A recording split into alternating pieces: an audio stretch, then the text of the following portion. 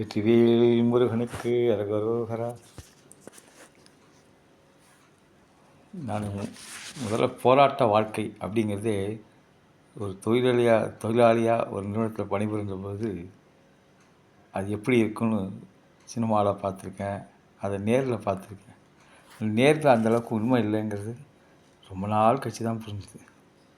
அப்போ நான் எழுதுவேன், தொழிற்சங்கத்தை பாதுகாக்கின்ற ஒப்பற்ற பணியோடு தொழிலாளர்களுடைய ஒற்றுமைக்கும் உயர்வுக்கும் உறுதியாக இருந்து வகிடும் அன்பு தலைவர்களே அப்படின்னு சொல்வேன். ஆனால் அது அந்த வார்த்தைகள் அர்த்தம் சரியாக போய் சேரலை அப்படிங்கிறது தான் தெரிஞ்சுட்டேன். அதேமாதிரி இன்றைக்கி நான் ஒரு நிகழ்ச்சி நடந்தது. நம்ம இந்துக்கள் பாதுகாக்கக்கூடிய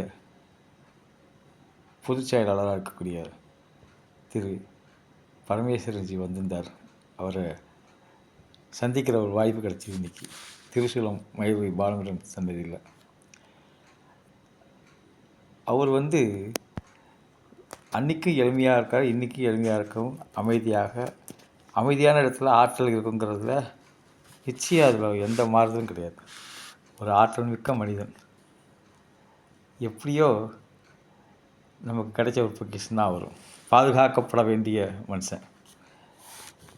இன்றைக்கி அது மூலமாக நான் இன்றைக்கி என்ன விஷயம் சொல்கிறேன்னாக்க, இப்போ பாம்பு மேலே ஒரு பயம் அப்படின்னா என்ன சொல்லுவாங்க, பாம்பு வராமல் இருக்கிறதுக்கு தடுக்கணும், அதுக்கு போய் பாதுகாப்பாக கட்டிக்கணும் வீட்டை. இல்லை அது வந்தாக்கா வந்து போயின்னு தான் இருக்கும் அப்படின்னா அதை பொறுத்துக்கணும், நம்ம பாதுகாப்பாக இருந்துக்கணும். இல்லை அதை கடிக்கும், கடிச்சாத்துக்கு அதுக்கு மருந்து போட்டால் வச்சு உயிர் போனால் போதும் அப்படி விட்டுற வேண்டியது தான். விட்டு ஒன்று அது வாழட்டும், இல்லை நம்ம வாழணும். விதி இருந்தால் நம்ம வாழணும், அது வாழ்ந்து அது விட்டணும். இல்லை அந்த இடத்த விட்டு அகன்று போயிடணும். இதெல்லாம் பாம்பு பயம்னாக்க இதை இந்த செயலை தேர்ந்தெடுக்கலாம். ஆனால் நம்மளோட நாடு, இந்துக்களோட நாடு, நம்மளோட பலம் என்ன, பெருமை என்ன, புகழ் என்ன, பாரம்பரியம் என்ன, உரிமை என்ன, இதெல்லாம் நமக்கு தெரிய விடாமல் பண்ணினது எவ்வளோ பெரிய சூழ்ச்சி, எவ்வளோ பெரிய ஆட்சி, எவ்வளோ பெரிய அதிகாரம், எவ்வளோ பெரிய வஞ்சகம் அப்படிங்கிறத நினச்சி பார்த்தேன். இதெல்லாம் செஞ்சது யாருன்னு யாருக்கும் தெரியாமல் இருக்கும். ஏன் புரிஞ்சிக்கலன்னு தெரியுது. அது நம்மளுடைய வாழ்க்கை முறை. அப்படி இப்போ சுதந்திரம் நமது பிறப்புரிமை அப்படின்னு பாலங்கங்காரத்தில் முழங்கினார். அதேமாரி பரமேஸ்வரன்ஜி, ராமகோபால்ஜி, தெய்வமோட இருந்தவர் ராமகோபால்ஜி, இந்துக்கள் வாழ்வுரிமை, இந்துக்களோட வாழ்வு உரிமை நமது பிறப்புரிமை. அது 200 வருஷம்னா இது 2000 வருஷம் போராட்டம். சாதாரணமாகவே சாதனையாளர்களுக்கெல்லாம் சராசரி வாழ்க்கை கிடையாது. சராசரியாக வாழ்கிறவங்களுக்கு சாதனைகள் எதுவுமே கிடையாது, இல்லையா? இப்போ ஆற்றுல ஒரு தவழ்ந்து விழுந்துடுத்து ஒரு குழந்தைன்னா அதை நீச்சல் அடித்து காப்பாற்றி கரையில் சேர்த்துக்கிற அம்மா, அவளுக்கு நீச்சல் தெரியாது. ஆனால் எங்கிருந்தோ ஒரு வீரம் அந்த காப்பாற்றணுங்கிற துடிப்பு, பாசம், அந்த தாய்மை உள்ளே காப்பாற்றி எடுத்துன்னு வந்துடுறார். அங்கே அது தாய் உள்ளே தான் சாதிச்சுது. சாதிக்க ஏற்பட்ட சந்தர்ப்பம் சரியாக பயன்படுத்திக்கிட்டால் எல்லாருமே சரித்திரம் படைக்கலாம். அதுவும் பொது வாழ்க்கையில் தோற்று போன பிறகும் தோற்றுக்கிட்டே இருக்கிறோங்கிற தெரிஞ்சும் அந்த தோல்விக்கெலாம் தலைவணங்காமல் எத்தனையோ பேர் போராடிக்கிட்டு தான் இருக்காங்கங்கிறத திரு பரமேஸ்வரனை பார்த்து தெரிஞ்சுக்கேன். அவர் பல வெற்றிகள் கிடச்சிக்கிட்டே தொடர்ந்துக்கிட்டே இருக்கார். அது அவரோட துணிச்சல், அவரோட தியாகம், அவரோட பரிபூர்ணமான அர்ப்பணிப்பு, எடுத்துக்காட்டான உழைப்பு. வெற்றி பெற வேண்டும் என்பது தான் பலருடைய மூச்சு, அவருடைய பேச்சு, அவருடைய கனவு, அவருடைய இலக்கு. அப்படிப்பட்ட ஒரு அமைப்பு, அப்படிப்பட்ட ஒரு தலைமையோட வழிகாட்டுதல். இதை தவிர சிந்தனையில் வேறு ஒன்றும் அவர் ஏற்றுக்கலைங்கிறது பல பேச்சுகள் யூடியூப்பில் பார்க்கும்போது தெரிஞ்சுக்கிட்டேன். அவரோட வாழ்க்கையில் என்ன சாதாரண வாழ்க்கை, வந்தோம் வாழ்ந்தோம் செத்தோம் அப்படிங்கிறது 10ஓட 11 அத்தோட 11 வாழ்க்கிற மனுஷ வாழ்க்கை கிடையாது.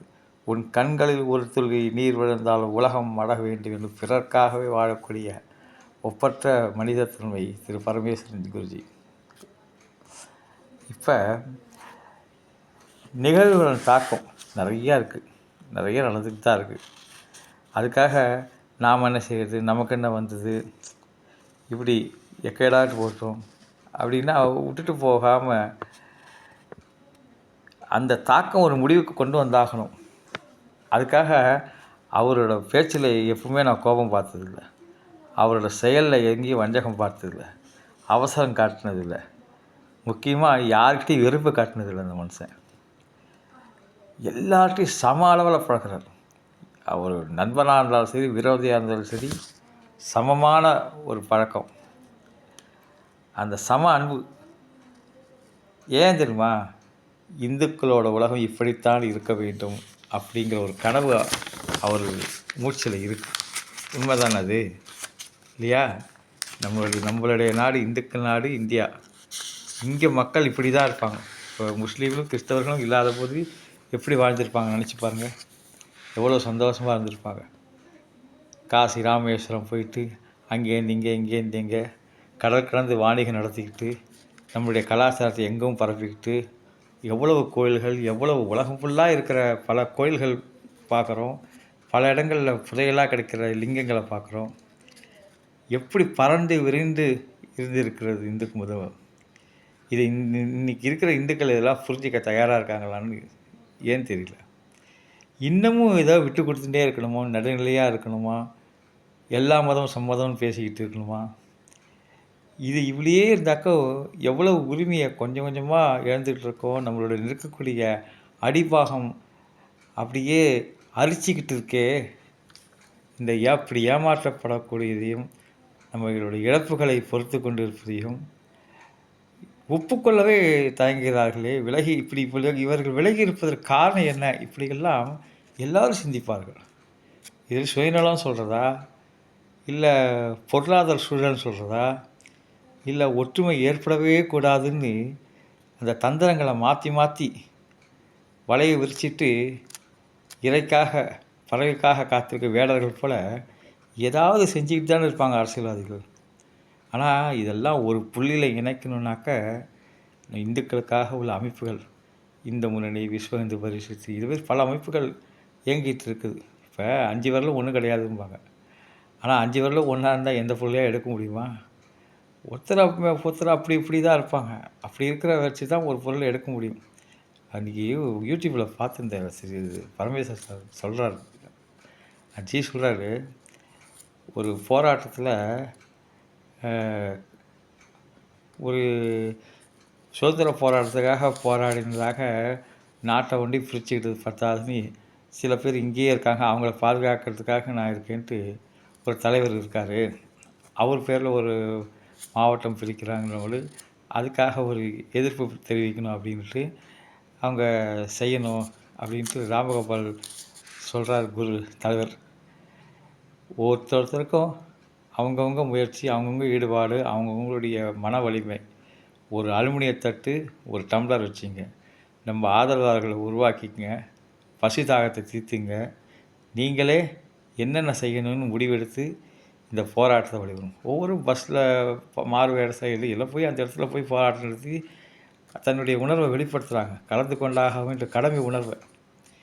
இப்படி ஒரு போராட்டமா, இப்படி ஒரு அர்ப்பணிப்பா, இப்படி ஒரு வியூகமா, இப்படி ஒரு தலைமையா, இப்படி ஒரு தொண்டர்களா அப்படின்னு சுதந்திரத்துக்காக போராடினதை விட இன்றைக்கி இந்த மதத்தை காப்பாற்றணும், இந்த இந்துக்களை காப்பாற்றணுங்கிறது இவங்களுக்கு இருக்கிற முன்னேற்பாடு, முயற்சி, முன்னுரிமை கொடுக்கக்கூடிய அவங்களுடைய பண்பு, இதெல்லாம் பார்க்கும்போது தலைவனுக்கு தான் ஆகணும், நிச்சயமாக தலைவனி தான் ஆகணும். நான் கூட இதில் ஆரம்ப காலத்தில் ஈடுபடும் போது இதில் போலீஸ் வந்து அரெஸ்ட் பண்ணிட்டு போயிடுவாங்க, இது பண்ணிவிடுவாங்க அப்படின்னு பயந்துட்டேன். இப்பவும் பயந்துட்டேன். இதில் நம்ம ஏதாவது நம்ம சொல்கிறதில்ல வெட்டி குட்டி குறைச்சி தப்பாக பேசின மாதிரி திருத்தி கிரித்து ஏதாவது கேஸ் போடுவாங்க. அப்புறம் அவனுடைய உங்களுடைய வருங்காலம் பாதிக்கப்படும். இப்படிலாம் பயமுறுத்துறவங்களுக்கு நிறைய பேர் இருக்காங்க. அவங்களுக்கு அவரே சொல்வார், நீங்கள் ஒரு போராட்டம் நடத்திங்கன்னா, அந்த உதவி செய்கிறேன், இந்த உதவி செய்கிறேன், இப்படி முன்னே நிற்கிறேன், அப்படி பண்ணி நிற்கிறேன் அப்படின்னு சொல்லுவாங்க. ஆனால் அன்றைக்கி இங்கே பார்த்தா 10 பேர் இருக்க மாட்டாங்க. எல்லாம் பஞ்சு மாதிரி பல திசையில் பல நெல்லிக்காய் முட்டையை கவுத்து விட்டா மாதிரி திசைக்கு ஒருத்தராக இருப்பாங்க, யாரும் இருக்க மாட்டாங்க. ஆனால் திடமான ஒரு உள்ளம் கொண்டவர்களை ஒன்றிணைக்கணும், உருவாக்கணும், உறுதிப்படுத்தணும், அமைப்பாக ஏற்படுத்தணுங்கிறதுல முழு மூச்சாக இருக்கிற பரமேஸ்வரன்ஜி இன்றைக்கி வந்திருந்தா சொல்லியிருந்தார். இந்த இடத்துலையும் இது ஒரு மிகப்பெரிய எப்படி மருந்து கடல் நிறையா இருந்தால் அந்த இடத்துல நோயாளி அதிகமாக இருக்காங்கிற மாதிரி இந்த பக்கத்தில் மாற்று மதத்தினருடைய கோவில்கள்லாம் ஆலயங்கள்லாம் சர்ச்சுகள் இந்த மசூதிகள்லாம் இருக்கிறத பார்த்துட்டு இந்த இடத்துல மதமாற்ற கேந்திரம் மிகப்பெரிய இது இந்த பலவீனம் எங்கே பலவீனமாக இருக்கோ அங்கே தானே தட்டுவாங்க. எங்கே வேலையின்மை இருக்கோ, எங்கே வறுமை இருக்கோ, எங்கே நோய் இருக்கோ, அதெல்லாம் ரொம்ப ரொம்ப ஆதரவாக பேசுவாங்க, ஆதரவாக கை கொடுப்பாங்க. சொம்பை வச்சுட்டு தவளையை பிடிங்கிற கதையாக நம்மக்கிட்ட நல்லது செய்கிற மாதிரியே தோணும். ஆனால் மொத்த உரிமையும் அவங்கக்கிட்ட கையில் எடுத்துட்டுறாங்க. இதெல்லாம் நடந்துட்டு தான் இருக்குது. மிகப்பெரிய வாக்கு வங்கிகளாக மாற்றி அவங்க நினச்சதை சாதிச்சுட்டா வராங்க இன்னமும். அதுக்கு தானே அவங்க தேர்ந்தெடுத்த அரசாங்கத்தை தான் அவங்களோட ஆட்சி அதிகாரம் அப்படி தான் நடந்திருக்கு. இதெல்லாம் தெளிவாக அவர் பேசுகிறதெல்லாம் கேட்டிருக்கேன் நான். இப்போ சொல்லுவாங்கள்ல, ஒரு காலனி வேணும் அப்படின்னா, அதாவது காலனி மட்டும் போதும், நீ போகிற இடத்துக்குலாம் தோலை போட வேணான்னு ஒரு ராஜாவுக்கு மந்திரி சொன்ன மாதிரி, அதேமாதிரி ஒரு விற்பனையாளர் சொல்வார்ல, இந்த இடத்துல யாருமே காலனியே போடுறதில்ல, பழக்கம் இல்லை, நம்மளோட கம்பெனி செருப்பு யாரும் வாங்க மாட்டாங்க, ஷூ வாங்க மாட்டாங்க போது அதே இதை இன்னொருத்தன் விற்பனையாளர் போய் அவன் பார்த்துட்டு, இங்கே தாங்க நம்மளோட வேலையாக இருக்குது, யாரும் போடலை, நம்ம பழக்கப்படுத்திட்டா ஷூவும் செருப்பும் நிறைய காலனி விற்க ஆரம்பிச்சிடும், நம்ம மார்க்கெட்டில் நம்பர் 1 இருக்கலாம். அதுமாரி அவரோட கணிப்பு இந்த இடங்களில் திருச்சூலம் பகுதி இந்த இடங்களில் மாற்று மதங்களுடைய அவங்களுடைய சூழ்ச்சியும் அவங்களுடைய வளர்ச்சியும் பெருமளவு நடந்துக்கிட்டு இருக்கு அப்படிங்கிறத கண்டுபிடிச்சி இந்த இடத்துக்கு தான் இந்த நோய்க்கு இந்த மருந்து, இந்த முன்னணிங்கிற மருந்து தேவை, அதை நம்ம ஒரு ஒரு பொறி மாதிரி போட்டு வச்சுட்டு போனார். அது நல்லா தீபமாக எரியும். இதுமாரி நல்ல மனுஷங்களெல்லாம் பாதுகாக்கணும். உடன் பிறந்த வியாதிகளாக இருப்பாங்க, அவங்க நடுநிலை பேசிக்கிட்டு இருப்பாங்க, அவங்க எல்லா மதம் சம்மதம் சொல்லுவாங்க. அவங்களுக்கெல்லாம் அவங்க அதாவது எப்படி இயங்கிறது, எப்படி செயல்படுறது, ஆனால் ஆதங்கம் கொண்டு இருக்கும். அந்த ஆதங்க நிலையை வச்சுக்கிட்டு இருக்கவங்கள்ட்ட ஆபத்தானவங்க இந்த நடுநிலை பேசுகிறவங்க, எல்லா மதம் சம்மதம் சொல்கிறவங்க. இவங்க ஸ்பையாக இருப்பாங்க. இங்கே இருக்கிறது அங்கே சொல்லி, அங்கே இருக்கிறது சொல்லி தன்னோட கால சேவம் பண்ணுறதுக்காக. அவங்க சௌக்கியத்துக்கு நீங்கள் பாருங்களேன், இந்துக்களோட சௌக்கியத்துக்கு விருப்பத்துக்கு ஏற்ப தங்கள் வாழ்க்கையை அமைச்சுக்கொள்ள முடியாதுன்னு கொஞ்சம் நாள்லங்கிறது இது விபரீதமான முடிவு ஏற்பட்டுரும். இப்போ நம்ம வழிபாடு முறை எல்லாமே மூட நம்பிக்கைங்கிற மாதிரி சொல்லிக்கிட்டு இதையே வேறு மாதிரி கொடுத்துட்டுருக்காங்க. ஒருத்தர் கோயிலுக்கு வரலைன்னா நம்ம ஒன்றும் கேட்க மாட்டோம். இந்து மதத்தோட ஸ்பெஷாலிட்டியாக என்னவன், இந்த உலகத்துக்கு உன்னை எப்படி அனுப்பணும் அப்படியே தான் நீ எங்கிட்ட வரணும், எல்லோரும் உன் வாழ்க்கை உன் கையில் தான், நீ எப்படி வேணால் வாழ்ந்துக்கோ, ஆனால் இந்து தர்மப்படி வாழ்ந்துக்கோ, இந்து மதத்தோட கோட்பாடு தெரிஞ்சுக்கோ, இந்து மதத்தோட வழிமுறைகள் தெரிஞ்சுக்கோ, இந்து மதத்தோட வாழ்க்கை முறை தெரிஞ்சுக்கோ. அப்படி ஃபுல்லாக மிகப்பெரிய கடல் இந்து மகா சமுத்திரங்கிறால. இந்து மதம் மிகப்பெரிய கடல். இதில் தெரிஞ்சிக்க வேண்டிய விஷயங்கள் நிறையா இருக்குது. ஒரு வாழ்க்கையை பற்றி தெரிஞ்சுக்கிறதுக்கு பகவத்கீதை இருக்குது, திருக்குறள் இருக்குது, வரலாறு கதை இருக்குது, எவ்வளவோ புராணங்கள் இருக்குது, புனித நூல்கள். இதையெல்லாம் விட மற்ற குரானோ பைபிளோ சொல்லிட போகிறதில்ல. இதை வார்த்தைகளை வேணால் மாற்றி வித்தியாசமாக சொல்லலாம். இது பிற நமக்கு பிரித்தாளர் சூழ்ச்சி, வெள்ளைக்காரன் ஏற்படுத்திய பிரித்தாளர் சூழ்ச்சி நமக்குள்ளே ஒரு வஞ்சக கூட்டமாக உருவாக்கி நாடு பிடிக்கும் காட்சியெல்லாம் இந்த அரேபியர்கள் காட்சி, முஸ்லீம்கள் காட்சி, கிறிஸ்துவர்கள் காட்சி அப்படின்னு நிறைய விஷயங்கள் ஒரு யூடியூப்பில் பேசியிருக்கிறத பார்த்துருக்கேன். இப்போ செல்லு மட்டும்தான் வாழ்க்கையா? நிறையா சொத்து சேர்க்கறது வழி தான் வாழ்க்கையா? கிடையாது. இந்த ஏழைங்களோட பசியை நோக்கம், பசி நோய் இதெல்லாம் போக்குறதுக்கு வந்ததாக சொல்லிட்டு எத்தனையோ பேர் இங்கே வெளிநாட்டிலேருந்து பணம் வர வச்சு அவங்களோட மதத்தை பரப்புறதுக்கு கருவியாக இருக்காங்க, காரணமாக இருக்காங்க. ஏன் இந்த வறுமை, வேலையின்மை, இந்த ஒரு ஏற்றத்தாழ்வு இதுக்கெல்லாம் அரசாங்கத்தை குறை கூற முடியாது.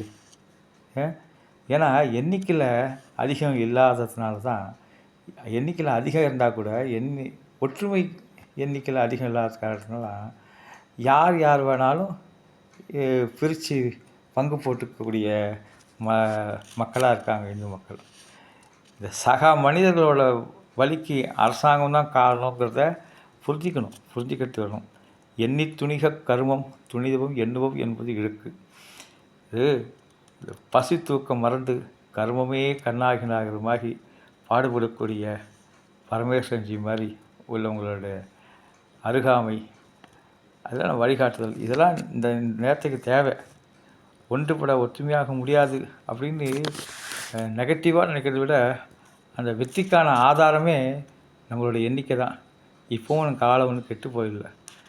அவங்க எண்ணிக்கையை அடிப்படை உண்மை, இது வலுக்கட்டாயமாக நம்ம நெஞ்சில் ஏற்றணும். இந்த எண்ணிக்கை ஒன்றே இருப்போம். இத்தனை அடித்தளம். இப்போ அதுக்கு அடித்தளம் அவர் சொன்னார், உங்கள் கோயிலில் இந்துக்கள் நிறையா மக்கள் சக்தி பெருக வேண்டும். ஒரு வேல் வழிபாடு நடத்தாங்க, வில்லிவாக்கத்தில் நடத்தினோம், பல இடங்களில் கோயில் நடத்தினோம். வேல் வழிபாடு அவங்களுக்கு மனசில் இப்போ சிலருக்கு ஆசையினால் வாழ்க்கையில் பயம் வரும், இல்லை நோயினால் வாழ்க்கையில் பயம் வரும், இல்லை வறுமையினால் வாழ்க்கையில் பயம் வரும். இந்த பயத்தெல்லாம் தீர்க்கிற ஒரே இடம் ஆலயம்தான். இங்கே வேல் வழிபாடு நடத்துங்க, திருவிளக்கு விளக்கு பூஜை பண்ணுங்கள். நிறைய வரணும். மக்கள் சக்தி பெருக பெருக பரபரப்பாக இருக்க மற்ற இடம்லாம் அவங்களுடைய கூடாரம் ஆட்டம் கண்டுடும் அப்படின்னு ஒரு மிகப்பெரிய உண்மையை ரொம்ப எளிமையாக பொறுமையாக அருமையாக சொன்னார் அவர். அந்த பக்தி வழிபாடு உணர்வு இதில் ஒருங்கிணைக்க முடியலைன்னா வேறு எதுலேயுமே ஒருங்கிணைக்க முடியாது. பங்குனி உத்திரம் தேர் திருவிழான்னா அப்படி ஒரு கூட்டம் வரணும், எல்லா கோயிலுக்கும் கூட்டம் வரணும். அதுமாரி இந்த திருச்சலம் மயிலபுரி பாலபுரீஸ்வரர் கோயில் கூட்டம் வரணும். அப்படி வரணும்னா, அதுக்காக பாடுபடணும்னு நினைக்கணும்னா, எடுத்து வைக்கக்கூடிய ஒவ்வொரு அடியும் பலமாக எடுத்து வைக்கணும். அது திரு பரமேஸ்வரன் ஜியோட வழிகாட்டுதலில், அவருடைய தலைமையில் வழிகாட்டுதலில் நடக்கணும். இப்போ இந்துக்களுக்குன்னு ஒரு அமைப்பு, இதை நிராகரித்து விட்டு இந்துக்கள் முன்னேற்றம் காணவே முடியாது. நமக்காக பேசுகிறவங்க யார்? நமக்காக உழைக்கிறவங்க யார்? அது தெரிஞ்சுக்கலாம். அப்படி இப்போ அது தவளை நினச்சி பாம்போட நேரில் இருந்துக்கிட்டு தவளை இழைப்பார முடியுமா? அதுக்கு எப்போ வேணுமோ இருக்கட்டும், எங்கே போகிறப்பறான், இங்கே தானே இருக்கான், எப்படி சாப்பிடலான்னு அப்படின்னு இருக்கும். ஆனால் நமக்காக பாதுகாக்கக்கூடிய யாருங்கிறத அவங்க தெரிஞ்சு வச்சுக்கணும். தங்களுக்குள் அதனால் ஒருத்தரும் குறை குத்தம் பார்க்கக்கூடாது. மனுஷங்க அப்படி இப்படி தான் இருப்பான், அதெல்லாம் பெருசாக. நமக்கு எண்ணிக்கை பலம் முக்கியம், மக்கள் சக்தி முக்கியம். இந்த பாசிட்டிவ் நினைப்போடு இருக்கணும், அந்த ஒன்றுபட வேண்டும் அப்படிங்கிறது தான் திரு பரமேஸ்வரனுடைய ஐடியா. அது ஐக்கு இந்துக்கள் பாதுகாப்போடு இருக்கணும். அப்படி ஒரு இந்த அமைப்போடு இருக்கும்போது கண்டிப்பாக தோற்கடிக்கப்படட்டும். இன்னும் காலம் உயிர்ப்புடன் உள்ளது. நமக்கு வாழ்க்கைக்கு உத்தரவாதம் தரப்போகுது. அதுக்கு முதல்ல ஆலயங்கள், திருச்சலம் மயிலகிரி ஆலயங்கள், இதெல்லாம் பாதுகாக்கிறது என்பது ரொம்ப, இதில் கருத்து வேறுபாடு இருக்கக்கூடாது, மாறுபட்ட கருத்தும் கிடையாது. இந்த பாதை தொடர வேண்டும். இது முடியும், முயல வேண்டும். சுலபமாக வெற்றி பெற்று விடலாம். இதுக்கான குணங்கள் உள்ளவர்களை திரு சரவணன்ஜி இருக்காங்க, மணிகண்டன்ஜி இருக்காங்க. இது வரைக்கும் அடைந்த துன்பங்கள், ஏமாற்றங்கள், இதெல்லாம் உணர வைக்காததை வேறு எதுவும் உணர வைக்க முடியாது. அது வெற்றி நல்ல வெற்றி நிகழும். உணர்வுபூர்வமாக இந்த மாதிரி அவங்களுடைய அந்நிய மதத்தோட கணக்கை புரிஞ்சுக்கணும். அவங்க என்ன கணக்கில் வராங்க, நமக்கு அழைக்கணும். நம்மளோட பயம், நம்மளோட சந்தேகம், நம்மளோட பாதுகாப்பின்மை, இதெல்லாம் உணர ஆரம்பிச்சிடும். மனுஷனுக்கு என்ன பிரச்சனை? கூலி பிரச்சனை. கூலினா என்ன? வேலைவாய்ப்பு. இந்த வேலைவாய்ப்பாக உருவாக்கணும். அதேமாதிரி வேலி பிரச்சனை, வீடு வாசலோடு வேணும். அப்புறம் தாலி பிரச்சனை, குடும்பம் வேணும். வேலை வேணும், வீடு வேணும், குடும்பம் வேணும். இந்த உறவுகளை கையாளணுனாக்க நிச்சயமாக நமக்குன்னு ஒரு அமைப்பு வேணும். எப்படி பசி தாகம் மக்களை இயக்கிறது, உயிர்களையெல்லாம் இயக்கிறது, அதுபோல் 25 வயசில் வீடு வாங்கி 40 வயசுக்குள்ளே அவன் சொத்து சேர்த்துணும், இல்லாட்டா தலையினாலும் முடியாதுங்கிறாங்களே. இதெல்லாம் காரணம் நம்மளோட வாழ்க்கை நம்ம கையில் தான் இருக்குது. நம்ம வாழ்க்கை நம்ம கையில் தான் இருக்குது. இதை நம்மளோட பொருளாதாரத்தை மேம்படுத்தினாலும், நம்ம வாழ்க்கையை நிர்ணயிக்கினாலும், நம்ம தளபதியை எழுதினாலும் வேறு ஒருத்தவங்க செய்யக்கூடாது. நம்ம நாடு, நம்ம இந்திய நாடு, நம்மளுடைய தேச பாதுகாப்பு, நம்முடைய இயற்கை வளங்கள் பாதுகாப்பு, நோயற்ற வாழ்வு, குறைவற்ற செல்வம், கடனற்ற வாழ்வு, கண் போன்ற வாழ்வு. அதாவது எப்படி குடும்பம் தொழில் 2 தண்டவாளம் மாதிரி சொல்லுவாங்க அன்றைக்கி. அதில் 2 ஒன்று பழுதுனா கூட வாழ்க்கையில் ரயில் பயணம் போகாதுன்னா கூட அதேமாரி தான். நிச்சயமாக நமக்கான மதம், நமக்காக பேசக்கூடிய மதம், இதை உணர்ந்து இதில் ஒற்றுமையாக இருந்து வேல் வழிபாடு, இனி அடிக்கடி வேல் வழிபாடு செவ்வாய்க்கிழமை, வெள்ளிக்கிழமை, கிருத்திகை அன்னைக்கெலாம் வேல் வழிபாடு நடக்கும். பெருமளவில் இந்த வேல் வழிபாட்டில் கலந்துக்கிட்டு முருகனனுடைய அருளை பெறுவதோடு இந்துக்களோட ஒற்றுமையை உலகுக்கு உணர்த்த வேண்டிய சரியான காலகட்டம் திரு இந்து முன்னணி பொதுச் செயலாளராக இருக்கக்கூடிய பரமேஸ்வரஜி அறிவுறுத்தியிருக்கிறார்கள். இது நமக்கு மிகவும் நெருக்கமான அன்பான சரவணன்ஜி அவர்களும் மணிகண்டன்ஜி அவர்களும் திறம்பட அதை வழிநடத்தி செல்வார்கள். வெற்றிவேல் முருகனுக்கு அரோகரா, வீரவேல் முருகனுக்கு அரோகரா. வாழ்க வையகம், வாழ்க வளமுடன். திருசூலம் மயில்குடி பாலமுருகா சரணம்.